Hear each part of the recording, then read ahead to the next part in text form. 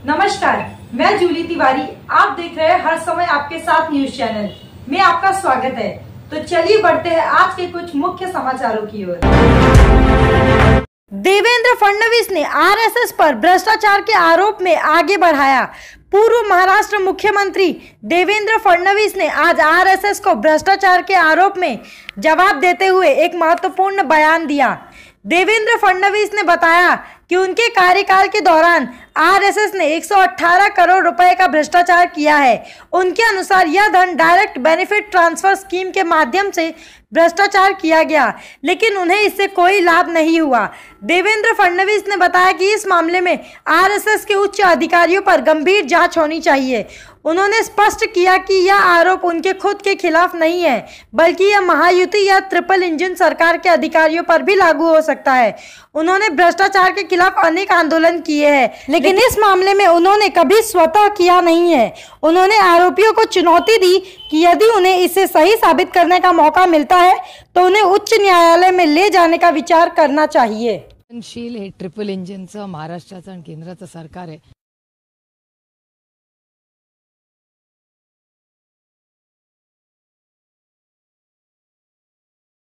सरकारमध्ये एक जबाबदार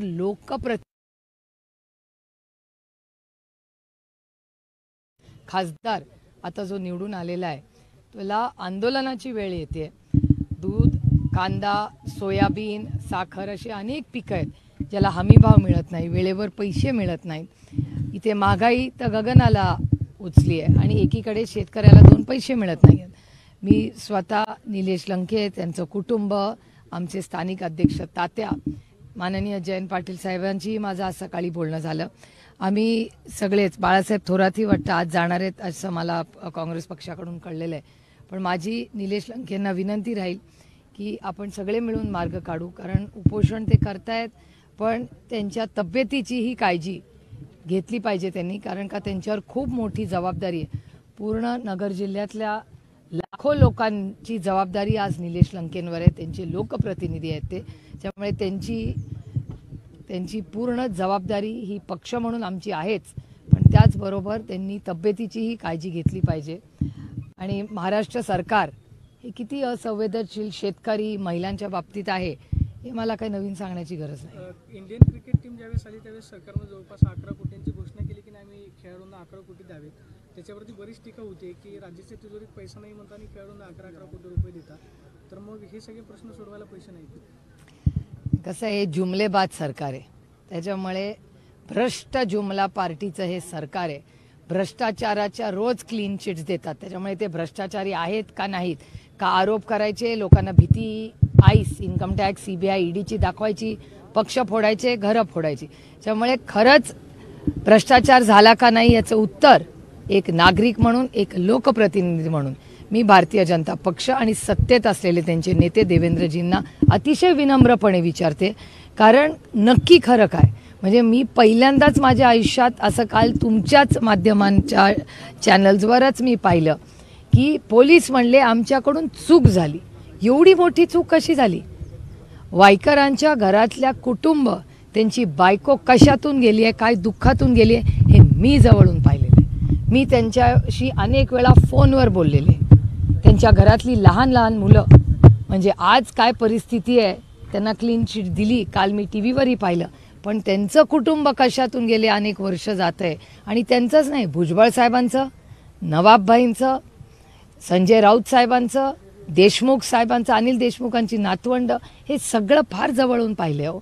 त्यामुळे भारतीय जनता पक्षाचं जे यूज अँड थ्रो किंवा खोटे आरोप करायचे, त्यानंतर ईडी, सीबीआय, इन्कम टॅक्सच्या केस लावायच्या, माझ्या 3 बहिणी लांब कशाला जा, आमच्याच घरातलं उदाहरण बघा ना, माझ्या 3 बहिणींवर ह्या ज्या 5-5 दिवसाची रेड झाली, माझ्या 3 बहिणींचा काय संबंध राजकारणाशी किंवा भ्रष्टाचाराची किंवा या कुठल्याच गलिच्छ राजकारणाशी?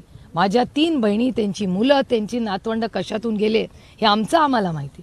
आणि आज तुम्ही रोज उठून प्रत्येकाला क्लीन चिट देता, मग भ्रष्टाचारी होते का नव्हते याचं उत्तर भारतीय जनता पक्षाने दिलं पाहिजे। आणि आज या महाराष्ट्रात भ्रष्टाचार होतोय का? तो होतोय, हे फक्त मी म्हणत नाहीये, आरएसएस देखील म्हणतंय।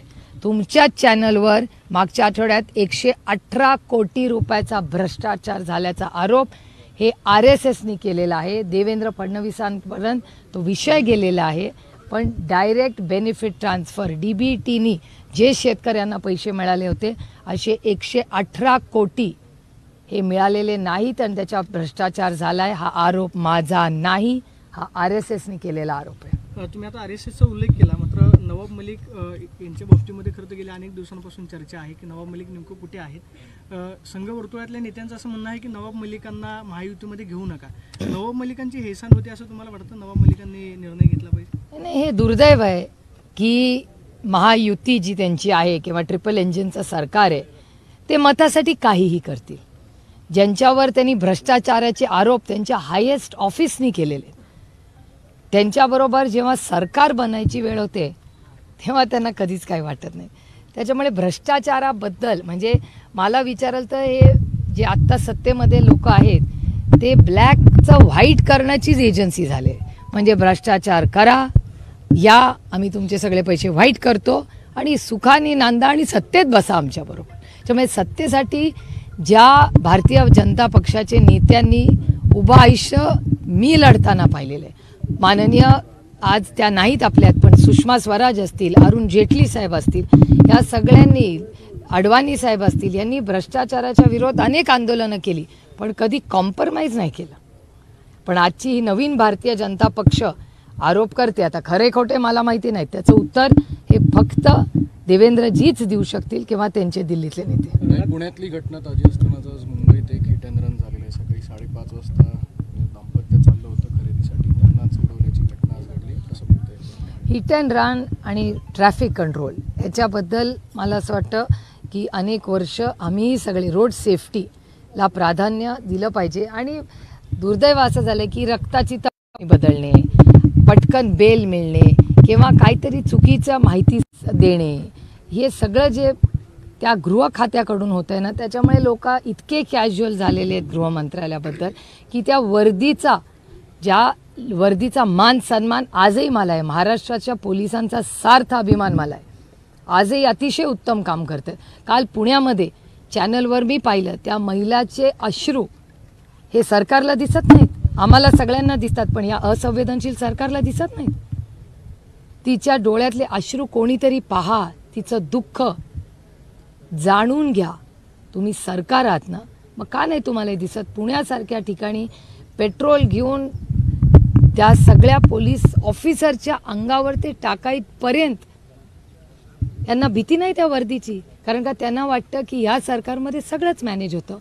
भ्रष्टाचार जर माफ होऊ शकतो तर त्यांना वाटतं याही गोष्टी. तर दुर्दैव आहे की महाराष्ट्राचं सरकार हे भ्रष्टाचाराने बरबटलेलं आहे, चुकीच्या धोरणांनी बरबटलेलं आहे आणि आता ते बदलायची गरज ही सर्वसामान्य मायबाप जनतेलाही वाटते की ऑक्टोबरमध्ये महाराष्ट्राचं सरकार बदलायचं आहे. राज्यात लेक लाडकी योजना जी आणली त्याच्यावरती अजितदादा असं म्हणा, लाडकी बहीण, की त्याच्यावरती बरीच टीका आता विरोधकांकडून केली जाते. विरोधक घाबरलेले आहेत आणि विरोधकांचा हा प्रयत्न आहे की ही योजना यशस्वी होऊ द्यायची नाही. विरोधक कसं नाही होऊ देणार मला सांगा? सरकार त्यांचं गल्लीपासून दिल्लीपर्यंत एखादी योजना राबवायची असेल तर ते सरकार आहे ना, विरोधक कसं करणार? आणि योजना जर वाईट असेलच तर काय करणार? बघा, आता कालच्याच तुमच्याच चॅनलवर मी भाषण ऐकलं, कांद्याचं धोरण. मला खरं सांगा, मी 9 ते 10 महिने झाले की कांद्याच्या धोरणाबद्दल पहिलं माझं युक्तिवाद झाला कुणाबरोबर? तर पियुष गोयलांबरोबर दिल्लीमध्ये. तेव्हा मला अजून आठवतं, ऑन रेकॉर्ड आहे पार्लमेंटच्या, की पियुष गोयलजी असं म्हणाले होते की कांद्याबद्दल आम्ही काही निर्णय घेणार नाही, जो आहे तोच योग्य आहे. आज 10 महिने झाले त्या गोष्टीला, जेव्हा मी विषय पहिला काढला होता आणि तो खोडून काढला होता पियुष गोयलांनी, आणि आज त्यांच्याच मित्रपक्षाचे उपमुख्यमंत्री म्हणतात की तुमचा कांद्याचा निर्णय चुकला. मग 10 महिन्यापूर्वी मी जे बोलत होते तेच आज त्यांचे मित्रपक्ष बोलत आहेत. हेच दुधाबद्दल आहे, सोयाबीन, सगळ्याच. आणि आता इलेक्शन आलेलं आहे 3 महिन्यावर. आपण लोकसभेत काय झालंय पाहिलंय, त्याच्यामुळे बरेच जुमले आता पुढच्या 2-3 महिन्यात तुम्हाला ऐकायला मिळतील. आमदार अभिमन्यू पवार त्यांनी थेट पोलिसांनाच दम भरलाय की आमच्या गावात येऊ नका, गोरगरिबांना त्रास देऊ नका. कर्तव्यावर असलेल्या पोलिसांना दम देणं एका आमदारांनी कितपत योग्य? याचं उत्तर गृहमंत्र्यांनी द्यायला पाहिजे ना. महाराष्ट्राचे गृहमंत्री या सगळ्या गोष्टी आहेत. हे दुर्दैव आहे की मला खरं तर कुणावरही टीका करायला आवडत नाही, पण डेटा काय सांगतो, केंद्र सरकारचा डेटा सांगतो की महाराष्ट्रात क्राईम वाढलेला आहे. आणि नुसता महाराष्ट्रात नाही, एकेकाळी नागपूरला क्राईम जास्त होता, आता तो क्राईम पुण्याला आलेला आहे. मग ड्रग्ज असू दे, ड्रग्ज करणाऱ्या लोक पळून जाणं असू दे, हिट अँड रन असू दे, तुमची रक्ताची तपासणी मिक्स होणं, हे सगळं पुण्यातच कसं काय होतंय. हे दुर्दैव आहे की महाराष्ट्राचं आणि पुण्याचं नाव हे देशामध्ये या सगळ्या गोष्टींमध्ये खराब होत आहे. आणि त्याच्यामुळे माननीय मुख्यमंत्र्यांना आणि गृहमंत्र्यांना माझी विनंती आहे की लक्ष घाला. राजकारण होत राहील, इलेक्शन येत राहील, पण ड्रग्ज एकदा जर आपल्या सगळ्या महाराष्ट्रात आले तर त्यांना हद्द पार करणं अशक्य होईल. बऱ्याच राज्यांनी खूप मोठी किंमत मोजलेली आहे त्याच्यासाठी. ताई, खरी राष्ट्रवादी आणि खरी शिवसेना कुणाची या संदर्भात सध्या सुप्रीम कोर्टामध्ये हिअरिंग सुरू आहेत. अनेक हिअरिंगला तुम्ही सुद्धा उपस्थित होतात. 15, 16 आणि 19 जुलैला ही सुनावणी होण्याची शक्यता आहे. नुकत्याच लोकसभा निवडणुका झाल्या, त्याच्यामध्ये जो निकाल आला त्यावरून बरेच लोक असं म्हणतात की नाही, आता निकाल स्पष्ट झाले की खरा पक्ष कोणाचा. मात्र अधिकृतरित्या सुप्रीम कोर्टाकडून अजून निर्णय येणं बाकी आहे. तुम्हाला अपेक्षा आहे की सुप्रीम कोर्टामध्ये न्याय मिळेल? माझा कोर्टावर विश्वास आहे आणि मी आजच रात्री दिल्लीला चालले, कारण का उद्या 2 केसेस आहेत. इलेक्शन कमिशनची पण उद्या केस आहे आणि उद्या सुप्रीम कोर्टाची पण आहे. त्याच्यामुळे एकीकडे मतदारसंघ, पालखी, दुसरीकडे येणारं इलेक्शन, महागाई, बेरोजगारी, भ्रष्टाचाराचे प्रश्न आणि दुसऱ्या कोर्टाच्या केसेस. त्यामुळे या सगळ्याच कामांमध्ये आम्ही व्यस्त आहोत. पालखीचा विषय निघाला म्हणून आणि आमच्या मागे अदृश्य शक्ती नाहीये. आम्ही फक्त सत्यमेव जयते, सत्यासाठी आम्ही लढतोय. बुलढाण्याच्या जळगाव जामोदमध्ये एका महिलेला डॉक्टरने विवस्त्र करून मारहाण केली. कारण काय तर कॉक यांनी सिगरेट दिली आहे. म्हणून या सातत्यानं तुम्ही म्हणताय क्राईम वाढते, त्यातले अजून एक आहे. क्राईम वाढतो ते ना, डेटा सांगतो. मला काय हाऊस नाही त्यांच्यावर टीका करत बसायची त्यांच्यासारखं, पण डेटाच केंद्र सरकारमध्ये त्यांचं सरकार आहे, महाराष्ट्रात त्यांचं सरकार आहे आणि डेटा दाखवतोय ना महाराष्ट्रातला क्राईम वाढलाय. त्यामुळे ह्याला जबाबदार कोण? अर्थातच गृह मंत्रालय. The buck stops there. त्यामुळे महाराष्ट्राच्या माननीय मुख्यमंत्र्यांनी ह्याचा रिव्ह्यू घेतला पाहिजे की महाराष्ट्रात क्राईम का वाढतोय. बारामतीच्या पालखीला काल 2 खासदार पाहायला मिळाले. समोरासमोर तुम्ही नमस्कार केला, परंतु ते एकत्र यायचं टाळलं. आणि असं असताना प्रतिभा काकी पहिल्यांदाच पालखीला दिसल्या. बारामतीकरांना म्हणजे चर्चा सुरू झालेली, काकींना का खाली बोलवलं? तर त्याचं उत्तर मला नाही देता येणार, पण माझी आई, त्यांनी आग्रह केला होता की खाली या म्हणून. नाही, कोणीतरी खालून हात करून माझ्या आईला बोलवलं. माझी आई 75 वर्षाची आहे. त्याच्यामुळे त्या गर्दीमध्ये आणि मला असं वाटलं की साधारणपणे माझ्यापेक्षा वयाचे जे मोठे आहेत त्यांना मी हात करून बोलवत नाही. ताई, काल मुख्यमंत्री असं म्हणाले आहेत की साधारणतः 20 लाख जर मतं आपल्याला जास्त मिळाली तर आपल्या 200पेक्षा जास्त जागा येतील. या असं बघता या हे नंबर्स गेम त्यांनाच लागो बाबा. 400 पार, 150, 200 हे सगळे गणित, माझं गणित कच्चं आहे. त्याच्यामुळे मी काय गणित आणि राजकारण करत नाही, मी दिल से राजकारण करते. त्याच्यामुळे गणित त्यांना लख लाभो. ताई, शेवटचा प्रश्न, मराठा आरक्षण आणि ओबीसी आरक्षणाचा प्रश्न अजूनही राज्यामध्ये सुटलेला नाही. एकीकडे मनोज जरांगे कालपासून शांतता रॅली जी आहे ते काढतायत, मोठी गर्दी होती. राज्य सरकारनं मनोज जरांगेंना दिलेली आश्वासनं पूर्ण झाली नाहीत असं तुम्हाला वाटतं का? किंवा राज्यामध्ये जे काही वातावरण दूषित होतंय त्याला नक्की जबाबदार कोण? अर्थातच सरकार. आमचं एवढंच म्हणणं आहे, पहिल्या दिवसापासून गेले 10 वर्ष मी संसदेत या विषयाबद्दल बोलते. मराठा, धनगर, लिंगायत, मुस्लिम आणि भटक्या विमुक्त समाजाच्या आरक्षणाच्या मागण्या आहेत. एक कॉम्प्रिहेन्सिव्ह बिल महाराष्ट्र सरकारने चर्चेतून, महाराष्ट्रात चर्चा व्हावी, ते पास करून दिल्लीला पाठवावं. दिल्लीला कॉन्स्टिट्यूशन अमेंडमेंट करावी लागेल. त्या अमेंडमेंटसाठी आम्ही ताकदीने सरकारबरोबर उभं राहू, पण सरकारने प्रस्ताव तर दिला पाहिजे. प्रस्तावाशिवाय चर्चा कशी होणार? आणि तुम्हाला आठवत असेल 10 वर्षापूर्वी आपण जिथे उभे आहोत तिथेच बाहेर येऊन देवेंद्रजी म्हणले होते धनगर समाजाला पहिल्या कॅबिनेटमध्ये आरक्षण देऊ. काय झालं त्याचं? तसंच मराठा समाजाचं आहे, तसंच मुस्लिम समाजाचं आहे, तसंच भटक्या विमुक्त समाजाचं आहे आणि तसंच लिंगायत समाजाची मागणी आहे. त्यामुळे या सगळ्या आरक्षणामध्ये अनेक वेळा बिलं येतात. अर्जुन मुंडाजी दुर्दैवाने आता या पार्लमेंटमध्ये नाही आहेत, पण ते मंत्री होते. ते मंत्री असताना अनेक राज्याच्या आरक्षणाची बिलं ही सरकारने आणलेली आहेत आणि आम्ही एका मताने ती पास केलेली आहेत, कारण का त्या प्रत्येक बिलावर मी बोललेले.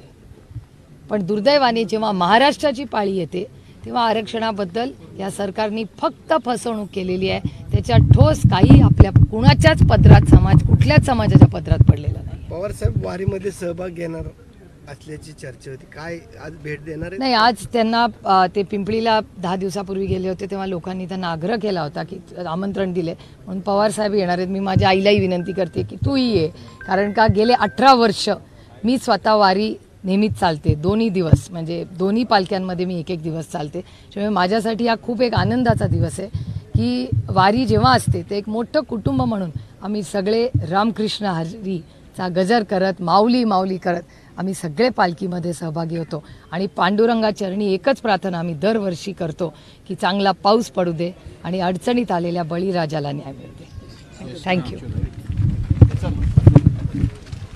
आज के लिए बस इतना ही. कल फिर मिलेंगे इसी वक्त इसी चैनल पर. तब तक के लिए मुझे दीजिए इजाजत. धन्यवाद. हमारे चैनल को सब्सक्राइब करें और बेल आइकन दबाना ना भूलें ताकि हमारी खबरें सबसे पहले आप तक पहुंचे.